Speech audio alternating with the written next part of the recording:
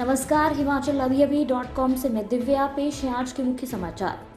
हिमाचल विधानसभा में छठे दिन टूटा गतिरोध, सदन में लौटेंगे कांग्रेसी विधायक। बजट से एक दिन पहले सीएम जयराम ठाकुर ने सदन में पेश की आर्थिक सर्वेक्षण रिपोर्ट। हिमाचल में लीगल हो सकती है भांग की खेती, जयराम बोले सरकार करेगी विचार। जयराम सरकार ने 6 माह में 9,086 कर्मचारियों के किए तबादले। लोक सेवा आयोग ने lecturer school new political science की लिखित परीक्षा का रिजल्ट किया घोषित। हिमाचल में अब तक कोरोना के 65 मामले, एक जिला में एक साथ आए 24 केस। हिमाचल में 9 जिलों में ऑरेंज अलर्ट जारी, बरसेंगे मेघ, होगी बर्फबारी। अब समाचार विस्तार से। आपके स्वास्थ्य का प्रहरी श्री बालाजी हॉस्पिटल, कांगड़ा, हिमाचल। हिमाचल प्रदेश विधानसभा के बजट सत्र के दौरान सत्ता पक्ष व विपक्ष के बीच पिछले 5 दिन से चला गतिरोध आज समाप्त हो गया। विधानसभा में चल रहे गतिरोध को लेकर स्पीकर के चैम्बर में बुलाई गई बैठक सार्थक रही है और गतिरोध को तोड़ने की सहमति बनी है। इसके बाद बजट सत्र से निलंबित किए गए नेता प्रतिपक्ष सहित 5 विधायकों के निलंबन निरस्त कर दिए गए हैं। निलंबन निरस्त होने के बाद नेता प्रतिपक्ष मुकेश अग्निहोत्री सहित 5 विधायकों ने सदन में प्रवेश किया।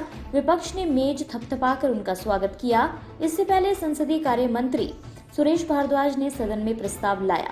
चर्चा में भाग लेते हुए सीएम जयराम ठाकुर ने कहा कि कभी कभी पक्ष और विपक्ष में नोकझोंक होती रहती है, लेकिन विवाद को बढ़ाना भी लोकतंत्र के लिहाज से सही नहीं है। कोरोना संकट का असर हिमाचल में देखने को मिला है। हिमाचल के आर्थिक रुझान कुछ शुभ संकेत नहीं दे रहे हैं। सीएम जयराम ठाकुर ने बजट पेश करने से एक दिन पहले आर्थिक सर्वेक्षण 2020-21 की रिपोर्ट विधानसभा में प्रस्तुत की। इस दस्तावेज को आर्थिक और सांख्यिकी विभाग हिमाचल प्रदेश द्वारा तैयार किया गया है। 2020-21 में हिमाचल का आर्थिक प्रदर्शन राज्य स्तर पर राज्य का सकल घरेलू उत्पाद प्रचलित भाव पर वर्ष 2019-20 में 8.9% वृद्धि दर के साथ 1,62,816 करोड़ रहने का अनुमान है। वर्ष 2018-19 में 1,49,422 करोड़ था। कोविड-19 प्रभाव के कारण प्रथम अग्रिम अनुमान के अनुसार वर्ष 2020-21 में सकल घरेलू उत्पाद में 6.2% की गिरावट है। पहाड़ी प्रदेश हिमाचल में भांग की खेती लीगल करने का मामला आज विधानसभा के बजट सत्र में उठा। सत्ता पक्ष के सदस्यों की तरफ से सदन में संकल्प प्रस्ताव में भांग की खेती को लीगल करने की मांग उठाई गई। सदस्यों ने उत्तराखंड की तर्ज पर सदन में नशा रहित भांग की खेती को लीगल करने की मांग उठाई। बीजेपी बंजार विधायक सुरेंद्र शौरी ने कहा कि भांग की खेती उनकी पुश्तैनी खेती है, जिसमें नशे की मात्रा बहुत कम होती है। भांग से दवाई के साथ साथ रेशे व बीज भी काम आते हैं। यदि भांग की खेती लीगल होती है तो इससे बेरोजगार ग्रामीणों को रोजगार के अवसर मिलेंगे। सीएम जयराम ठाकुर ने कहा कि भांग की खेती को लीगल करने के लिए जरूरी मापदंडों का अध्ययन करना जरूरी है। भांग दवाइयों को बनाने के लिए भी उपयोग में लाई जाती है। उन्होंने बताया कि सदस्यों की तरफ से सुझाव आ रहे हैं, इसलिए सभी पहलुओं को ध्यान में रखकर भांग की खेती को लीगल किए जाने पर विचार किया जाएगा। अन्य समाचार ब्रेक के बाद।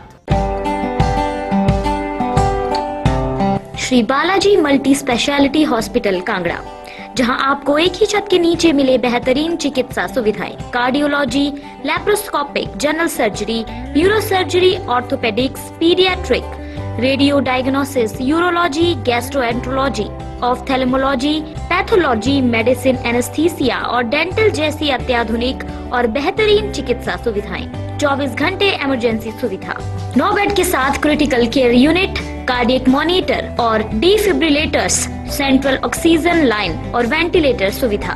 हिमाचल प्रदेश के सबसे बड़े निजी स्वास्थ्य सेवा प्रदाताओं में से एक Shri Balaji multi speciality hospital Kangra राष्ट्रीय स्वास्थ्य बीमा योजना के साथ सूचीबद्ध Shri Balaji multi speciality hospital Kangra BPL परिवारों के लिए अस्पताल में कैशलेस भर्ती होने के साथ ही ईसीएच की भी सुविधा।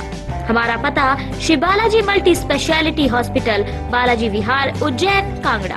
संपर्क करें 9218411108 पर। Shri Balaji multi speciality hospital Kangra.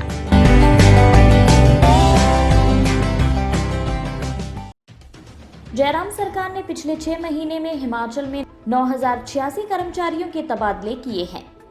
इन कर्मचारियों में प्रथम श्रेणी से लेकर चतुर्थ श्रेणी के कर्मी शामिल हैं। विधायक जगत सिंह नेगी के लिखित सवाल के जवाब में सीएम जयराम ठाकुर ने ये जानकारी विधानसभा में दी। जानकारी में बताया गया कि प्रथम और द्वितीय श्रेणी के 316, तृतीय श्रेणी के 6,962 और चतुर्थ श्रेणी के 648 कर्मचारियों के तबादले 6 माह में किए गए हैं। ये तबादले 31 जुलाई 2020 से लेकर 31 दिसंबर 2020 तक किए गए हैं। वहीं कर्मचारियों के तबादलों के साथ उन पर टीएडीए के रूप में 7,53,822 रुपए भी खर्च किए गए हैं। हिमाचल प्रदेश लोक सेवा आयोग ने शुक्रवार को स्कूल प्रवक्ता न्यू के राजनीति विज्ञान विषय भर्ती का लिखित परीक्षा परिणाम घोषित कर दिया है। सामान्य वर्ग के 17 पदों के लिए 176 अभ्यर्थियों ने परीक्षा पास की है। अनुसूचित जाति के 9 पदों के लिए 91, अनुसूचित जनजाति के 1 पद के लिए 10, ओबीसी के 7 पदों के लिए 71, अनुसूचित जाति बीपीएल के 1 पद के लिए 10, ओबीसी बीपीएल के 1 पद के लिए 3, आर्थिक तौर पर कमजोर वर्ग के 4 पदों के लिए 40 अभ्यर्थियों ने परीक्षा पास की है। 14 मार्च 2020 को लिखित परीक्षा हुई थी। लोक सेवा आयोग के सचिव आशुतोष गर्ग ने बताया कि अभ्यर्थियों को 15 अंकों के मूल्यांकन के लिए बुलाया जाएगा। वहीं ड्रग इंस्पेक्टर के पर्सनैलिटी टेस्ट का रिजल्ट भी घोषित किया गया है। पर्सनैलिटी टेस्ट 3 और 4 मार्च को आयोजित किया गया था। हिमाचल में आज का दिन कोरोना को लेकर ठीक नहीं गुजरने वाला है। आज अब तक कोरोना के 65 नए मामले सामने आ चुके हैं। सिरमौर में सबसे ज्यादा 24 मामले आए हैं, वहीं 22 कोरोना पॉजिटिव ठीक हुए हैं। आज अब तक 1 कोरोना संक्रमित की जान गई है। कांगड़ा जिला में 1 कोरोना पॉजिटिव की जान गई है। हिमाचल में कोरोना का कुल आंकड़ा 59,007 पहुंच गया है। अभी 582 एक्टिव केस हैं। अब तक 57,428 कोरोना पॉजिटिव ठीक हो चुके हैं। कोरोना डेथ का आंकड़ा 984 पहुंच गया है। सिरमौर में 24, कांगड़ा में 20, ऊना में 20 और सोलन में 1 मामला सामने आया है। सिरमौर के 6, कांगड़ा व सोलन के 5-5, हमीरपुर व ऊना के 2-2, किन्नौर व मंडी का 1-1 ठीक हुआ है। हिमाचल के 9 जिलों में 7 मार्च के लिए ऑरेंज अलर्ट जारी हुआ है। अब बारिश और बर्फबारी की संभावना बढ़ गई है। हालांकि इस साल सामान्य से बहुत ही कम बारिश और बर्फबारी हुई है। मौसम विभाग के अनुमान भी खासे प्रभावी नहीं रहे हैं। मौसम विज्ञान केंद्र शिमला की ताजा रिपोर्ट के अनुसार कल से पूरे हिमाचल में मौसम खराब रहने की संभावना जताई गई है।